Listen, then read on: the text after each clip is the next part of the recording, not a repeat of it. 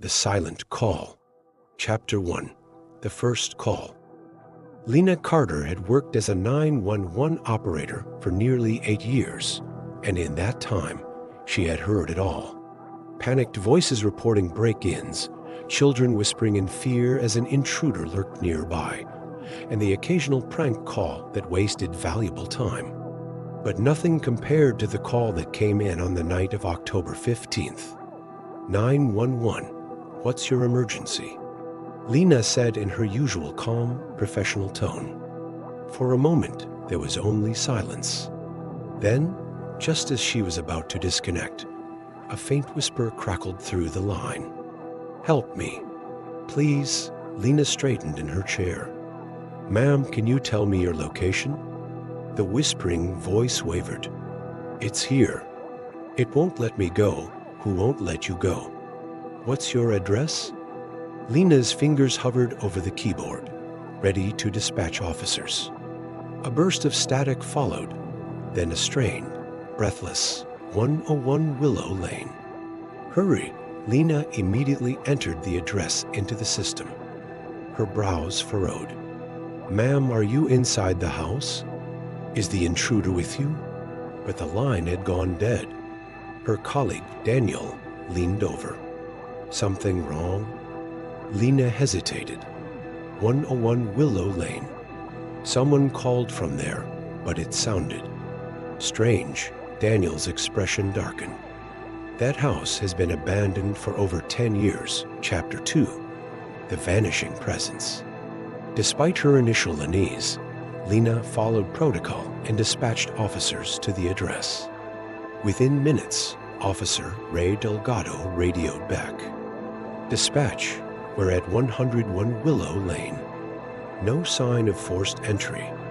No movement inside. Place is boarded up tight. You sure you got a call from here? Lena frowned. Affirmative. A woman whispered for help. No one's here. We'll do a sweep and report back. She waited, listening to the occasional crackle of the police radio.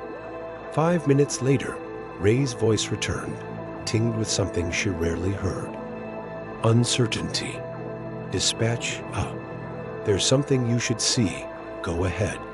We found an old landline inside, completely disconnected. But the phone receiver was off the hook. Lena's heart skipped. That's not possible. Ray exhaled into the radio. That's not all.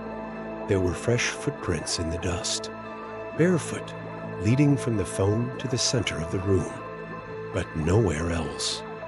Lena swallowed hard. Understood. Returned to station. As the officers left the scene, Lena checked the call logs. The incoming number was listed as unknown. Chapter 3. The house's history. Unable to shake the feeling that something was terribly wrong, Lena dug into the history of 101 Willow Lane. A decade ago, a woman named Evelyn Marsh had lived there with her husband, Richard. Their marriage had been troubled, filled with whispered accusations of abuse. Then, one night, Evelyn disappeared. Richard claimed she had run away, but the neighbors heard something different, screams in the dead of night. The police found nothing but a single chilling clue: Evelyn's wedding ring, embedded in the floorboards as if she had clawed at the wood in desperation. The case went cold. Richard left town. The house remained abandoned. And now something, was calling for help. Determined, Lena tracked down Richard Marsh's last known address. He had died 2 years ago in a car accident. There was no one left to answer for what had happened to Evelyn. Or so she thought. Chapter 4. The Voice Returns. 2 nights later, the call came again. 911. What's your emergency? Silence. Then, it knows you're listening. It's watching. Lena's stomach turned. Who is watching? A deep static hissed over the line, distorting the next words. He never left. Lena's breath caught. Richard, a sharp, ragged inhale on the other end. Help me. Then the call dropped. Lena stared at the screen. Her pulse thundered. Without hesitation, she grabbed her coat and rushed out of the dispatch center. She had to see the house herself. Chapter 5. The Final Discovery. 101 Willow Lane loomed in the moonlight, its rotting structure barely holding together. Lena's flashlight cut through the darkness as she stepped inside. The air smelled of mold and something else, something metallic like rust or blood. Her foot landed on something hard. She looked down, a phone receiver resting in the dust. A whisper drifted through the empty house. "He's here." Lena turned sharply, her flashlight beam bouncing off the walls. The whisper wasn't coming from a phone. It was inside her head. She backed up, heart hammering. Then she saw them. Scratch marks in the floor, leading toward a loose panel. Trembling, she pried it open. A decayed hand reached out. Lena screamed, stumbling back. The remains of a woman lay crumpled beneath the floorboards, fingers outstretched, as if she had died still trying to claw her way out. Evelyn Marsh had never left. She had been there all along. As the walls seemed to close in, Lena staggered for the door.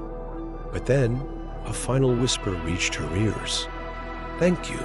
The air grew still. The oppressive presence that had loomed in the house was gone. The next day, forensic teams confirmed the identity of the remains.